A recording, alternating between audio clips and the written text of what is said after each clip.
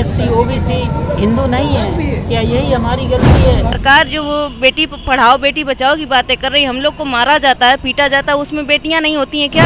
हमने आपको वोट नहीं दिया था। हमारी परिस्थितियां किसी से छिपी नहीं है। हमने आपको वोट इसीलिए दिया था कि माननीय मुख्यमंत्री जी दोबारा जब मुख्यमंत्री बनेंगे तो हमको नियुक्ति पत्र देंगे। हम लोग के कपड़े फाड़े जा रहे हैं, उसमें हम लोग बेटियां नहीं है क्या? क्या माननीय मुख्यमंत्री जी हम आपके बच्चे नहीं हैं? आपके राज्य में नहीं रहते हैं क्या? नारी शक्ति बैठी है भूख हड़ताल में। हम भी हिंदू हैं माननीय जी। हमारे सब्र का बांध आप लोग तोड़ने की कोशिश कर रहे हैं। जिस भी मंत्री के यहाँ जाते हैं हम, वहाँ सिर्फ आश्वासन दे दिया जाता है कि हाँ आपके नियुक्ति की बात हो रही है।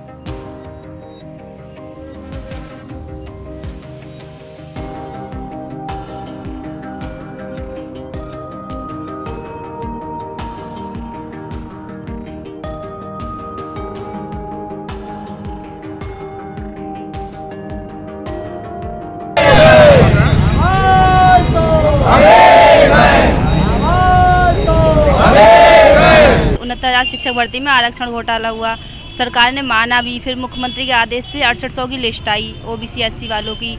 हम लोगों को 600 दिन से ज़्यादा हो गए, लगभग 2 साल से भी ज़्यादा होने जा रहे हैं। हम लोगों को अभी तक नियुक्ति पत्र नहीं मिला है। जिस भी मंत्री के यहाँ जाते हैं हम लोग, हमें बस आश्वासन दे दिया जाता है थोड़े दिनों में हो जाएगी, बस आश्वासन मिलता रहता है, बाकी कागजी कार्रवाई तो कुछ होती नहीं है। और हमारा बस मुख्यमंत्री से यही रिक्वेस्ट है कि हमें जल्द से जल्द नियुक्ति दें, हम लोग अपने घर जाएं। हम लोग भी यहाँ धरना करते करते परेशान हो गए हैं और आज तो हम लोग भूख हड़ताल पे बैठे हैं, नारी शक्ति बैठी है भूख हड़ताल पे। हमारी परिस्थितियाँ किसी से छिपी नहीं है। हम लोग पढ़ लिख के अपना ये जो शिक्षा अर्हता पूरी करनी होती है, हम लोगों ने सब कुछ किया हुआ है और फिर उसके बाद खुद सरकार ने हम लोग को सिलेक्ट किया हुआ है, फिर उसके बाद हम लोग को नियुक्ति नहीं दी गई, तब हम लोग यहाँ धरना देने में मजबूर हैं। इस सरकार जो वो बेटी पढ़ाओ बेटी बचाओ की बातें कर रही है, हम लोग को मारा जाता है, पीटा जाता है, उसमें बेटियां नहीं होती हैं क्या? हम लोग के कपड़े फाड़े जा रहे हैं, उसमें हम लोग बेटियां नहीं है क्या? इस सरकार की वजह से मानसिक प्रताड़ना इतनी ज़्यादा हो गई है कि हम लोग कहीं के नहीं रहना, कुछ पढ़ ही सकते हैं दूसरा, ना कुछ कर सकते हैं।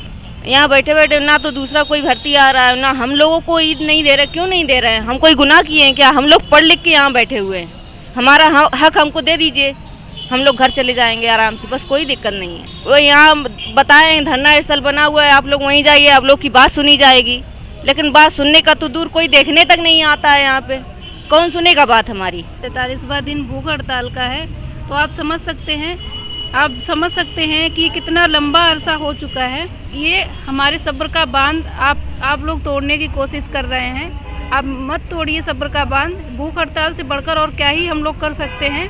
कभी घेराव करने जाते हैं तो वहाँ से आश्वासन मिलता है कि जाइए इको गार्डन में बैठिए, जाके आपकी मांगें पूरी होंगी। बस मैं ये जानना चाहती हूँ कि कब तक पूरी होंगी। 2018 में ये भर्ती आई थी, हम लोगों ने पैरवी की पिछड़ा वर्ग आयोग में, 2 साल में वहाँ से हमें रिपोर्ट मिली, उसके बाद में फिर हमें 2 साल बाद न्याय मिला। अब और कितने साल लगेंगे? कितना हमें अपने जीवन का समय व्यर्थ करना पड़ेगा ऐसे ही? बस मैं इतना ही कहना चाहती हूँ कि अब बस हो चुका, बहुत समय हो गया है, हम लोगों को नियुक्ति प्रदान की जाए और मुख्यमंत्री इसको संज्ञान में लेकर जल्द से जल्द हम लोगों को नियुक्ति दें। माननीय भीमराव अम्बेडकर जी ने उन्होंने आपका मुद्दा भी उठाया है। देखिए, पहले हम तो आभार और धन्यवाद व्यक्त करना चाहेंगे बड़े भैया भीमराव अम्बेडकर जी का, जो कि लगातार, क्योंकि वो हमारे समाज से और हमारी समाज की पीड़ा क्या हो सकती है और किस प्रकार हम लोग यहाँ तक आए हैं और कैसे लड़ा जाता है और कैसे हम लोग लड़ पाते हैं, उस पीड़ा को वो समझते हैं और उसके बाद वो लगातार हमारी आवाज़ भी बन रहे हैं। इससे पहले सत्र चला, वहाँ भी उन्होंने हमारी आवाज़ उठाई और इस बार जो एक पीड़ित अभ्यर्थी अपनी आवाज़ रख सकता है विधान परिषद में या विधानसभा में या मुख्यमंत्री के सामने, वो एक शब्द साक्षर जो हम लोग चाहते थे, उन्होंने उस बात को विधान परिषद में रखा है। लेकिन तानाशाही सरकार है, बार बार अम्बेडकर जी को बैठाने का प्रयास कर रहे थे। तो हम जानना चाहते हैं कि सरकार तो हमारी आवाज़ बन नहीं रही है, अगर माननीय अम्बेडकर साहब उठाना चाहते हैं, हमारी पीड़ा बनना चाहते हैं, तो माननीय अध्यक्ष जी, विधान परिषद के जो अध्यक्ष जी हैं, उन्हें क्या दिक्कत है, क्या आपत्ति है? अरे कम से कम नहीं सुनना है, नहीं कुछ करना है, लेकिन जो बोल रहा है, हमारी जो पीड़ा बन रहा है, उसको तो सुन लीजिए। मैं माननीय योगी आदित्यनाथ जी से हाथ जोड़ के विनम्र निवेदन करना चाहता हूं कि माननीय जी 2 साल हो गए हैं, अब हम लोगों की सुध ले लीजिए और हमको नियुक्ति पत्र दे दीजिए, क्योंकि हम बहुत ही परेशान हैं साहब। इसलिए माननीय मुख्यमंत्री जी से यही कहना चाहते हैं, क्या हम SC OBC हिंदू नहीं हैं? क्या यही हमारी गलती है कि हमको ज्वाइनिंग लेटर नहीं मिल रहा है? क्या माननीय मुख्यमंत्री जी, हम आपके बच्चे नहीं हैं, आपके राज्य में नहीं रहते हैं क्या? हमने आपको वोट नहीं दिया था, हमने आपको वोट इसीलिए दिया था कि माननीय मुख्यमंत्री जी दोबारा जब मुख्यमंत्री बनेंगे तो हमको नियुक्ति पत्र देंगे। हमको भी बहुत खुशी हुई है कि राम मंदिर में प्राण प्रतिष्ठा हो गई है माननीय जी। हम भी भगवान राम को मानने वाले लोग हैं, हम भी हिंदू हैं माननीय जी। हमको आपसे विनम्र निवेदन है कि माननीय जी हमको भी नियुक्ति पत्र दे दीजिए और हम लोग भी खुशी खुशी अपने गांव को वापस चले जाएंगे। सरकार ने हमारे आरक्षण पीड़ित अभ्यर्थियों की 6800 लिस्ट निकाली और फिर उसके बाद 2 साल हो रहे हैं, हमें अभी तक नियुक्ति पत्र नहीं दिया। हमारी 5 बहनें, हम लोगों ने फैसला किया कि आज हम लोग जो है भूख हड़ताल पे बैठेंगे और हमने अन्न जल त्याग दिया है। हमारे घर वाले हम लोग को यहाँ नहीं भेजें इसलिए कि जाओ तुम लोग वहाँ भूखों मर जाओ, लेकिन अब प्रशासन और सरकार सत्ता में बैठे लोग, इनको दिख नहीं रहा है, तो बस हम उन्हें दिखाने की कोशिश कर रहे हैं ताकि उनकी आत्मा तक ये आवाज़ जाए। बताइए, आज हमारे भूख हड़ताल का 43वां दिन है।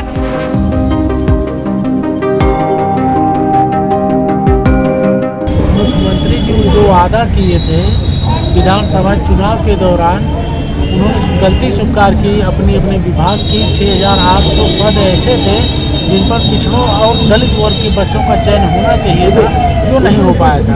उन्होंने गलती स्वीकार करते हुए लिस्ट जारी की थी और आज 2 साल हो गया वो लिस्ट आए हुए, हम लोगों की नियुक्ति नहीं मिली। हम केवल अपने नियुक्ति की मांग के लिए यहाँ पर बैठे हैं। जिस दिन हमें नियुक्ति मिल जाएगी हम लोग यहाँ से चले जाएंगे। मुख्यमंत्री जी राम को मानने वाले हैं, वो भक्त हैं राम जी के, और रघुकुल से आते हैं। और रघुकुल में कहा गया था, रघुकुल लीत सदा चली आई, प्राण जाए पर वचन न जाए। तो मुख्यमंत्री जी को अपने वचनों का ध्यान रखना चाहिए। 2 साल हो गया, केवल एक वचन ऐसा है, उस वचन का पालन करें और हम लोग को नियुक्ति दें। जो पिछड़े वर्ग के लोगों को, दलितों को, जो टीचर की भर्ती में जिनका सिलेक्शन हुआ था, जो 69,000 वैकेंसी निकली थी, उसमें से 68 वैकेंसी की चोरी करके जनरल को दे दी गई। ओबीसी कमीशन ने जबकि अपनी फाइंडिंग में भी बताया कि इनके साथ धोखा हुआ है, और सरकार ने चुनाव से पहले वादा किया था उस धोखे को ठीक करके उन लोग को उनका न्याय देंगे। लेकिन आज ये ईवीएम से जीती हुई सरकार तानाशाह बन के बैठ गई है। इतनी बरसात में, ठंड के अंदर भी ये सारे अभ्यर्थी अपने हक की मांग को लेके लगातार धरने में बैठे 500 दिन से ज्यादा हो गए। ये बड़ी शर्मनाक बात है कि उत्तर प्रदेश की सरकार आम जनता की बात को सुनने को तैयार नहीं है, युवाओं की बात को सुनने की तैयार नहीं है, किसानों की बात को सुनने को तैयार नहीं है, पिछड़े वर्ग, आदिवासी और बाकी जो वर्ग हैं, अनुसूचित जाति जनजाति सहित, उनकी बात को सुनने को तैयार नहीं है। तो आखिर ये तानाशाह सरकार आखिर चाहती क्या है? इसको ये भरोसा इतना क्यों हो गया कि ये बिना जनता के लिए काम किए, बिना जनता की बात सुने फिर से सत्ता में आ जाएगी? मुझे लगता है कि उत्तर प्रदेश के लोग चुनाव में इनको जवाब जरूर देंगे। इसी 2024 के लोकसभा चुनाव में जवाब देंगे।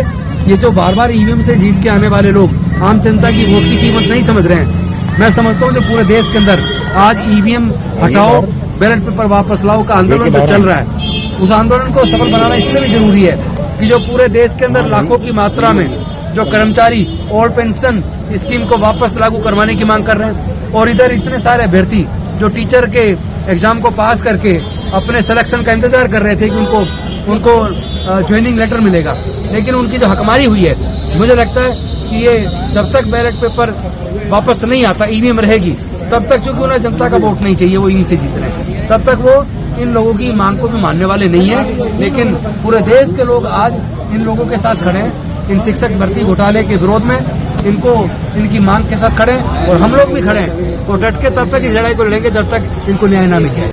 द मूक नायक जनवादी पत्रकारिता करता है। यह संविधान, लोकतंत्र और सामाजिक न्याय पर चलने वाला चैनल है। अगर आप भी चाहते हैं द मूक नायक हमेशा हाशिए पर खड़े लोगों की आवाज बुलंद करता रहे, बेजुबानों की पीड़ा दिखाता रहे, तो सपोर्ट कीजिए। सपोर्ट करने वाला लिंक आपको स्क्रीन पर दिखाई दे रहा होगा। साथ ही डिस्क्रिप्शन में जाकर भी आपको ये लिंक मिलेगा, जहां पर जाकर आप हमें सपोर्ट कर सकते हैं और हमारे काम को आगे बढ़ा सकते हैं।